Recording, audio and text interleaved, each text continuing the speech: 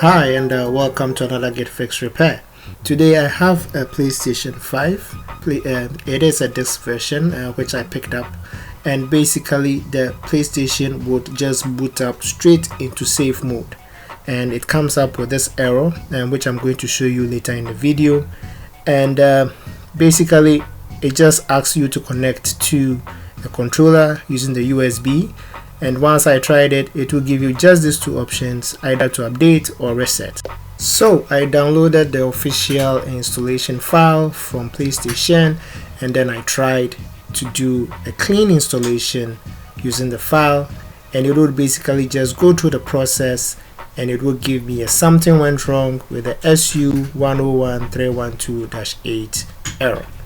So I decided to pull it apart and then have a look. Basically just with it facing away from you, just pull it up and then slide towards the left, and I could clearly see that the warranty sticker had been removed before, so which means it had been disassembled in the past. You can see a bunch of screws on there, and so basically just started by prying out the vent, this plastic vent, the corner vent there, using a pry tool. Took that one off, and then there was this plastic flimsy kind of layer which was covering the connections for the fan, and using a torque screw I removed the fan vent. I had to take note because the screws are different in sizes, so after removing the vent, the fan vent, I unplugged the fan by unrouting the cable and then unplugging the fan connector, removed the fan. Okay, so now I had to remove the screws, and again the screws have varying sizes, so it will be best to ensure that you look it up and then ensure you put them in the right places.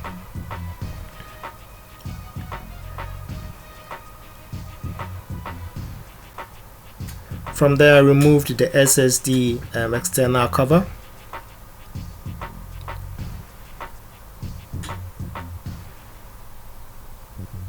and also remember to remove the screw which is under the warranty sticker. So disconnect the cable as shown here, and then I opened up the top cover, and one interesting thing I found was that there was this ribbon cable which was just lying in there. It was not connected to the disk drive at all, which was very interesting. So I just decided to set it aside and then remove the screw just to free up the disk drive and have a closer look at the disk drive.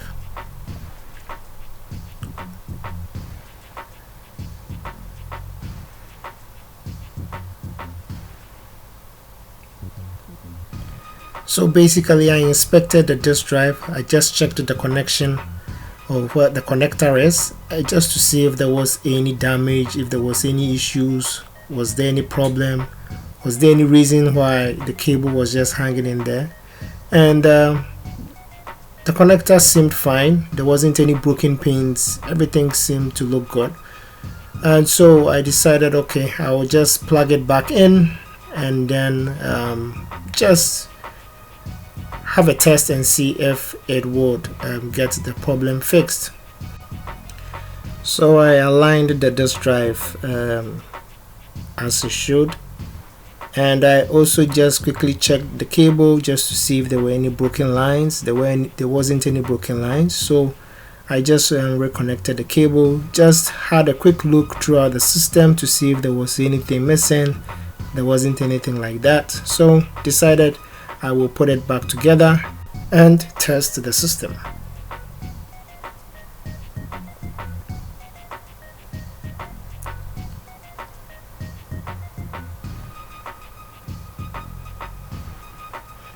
So after putting it together, I tried the reinstallation again, and it looked the first time as if it was not going to work, but then it did go past and also go beyond what it used to happen before, because the first time I wouldn't get close to this. It would just sometimes give me something went wrong and all that.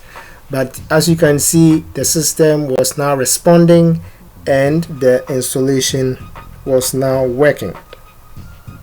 So basically, the theory that I have behind all this is that the person may have done some disassembly, maybe probably to clean the system, or basically wanted to do something, and after doing it, reconnected the system without putting the cable back and connecting the disk drive. And it's likely the person was mostly a digital person, so did not use the disk drive at all, and so did not have to use the disk drive and did not even notice the disk drive was not working, but then was able to continue using it for digital games until a time came for an update to be installed on the system.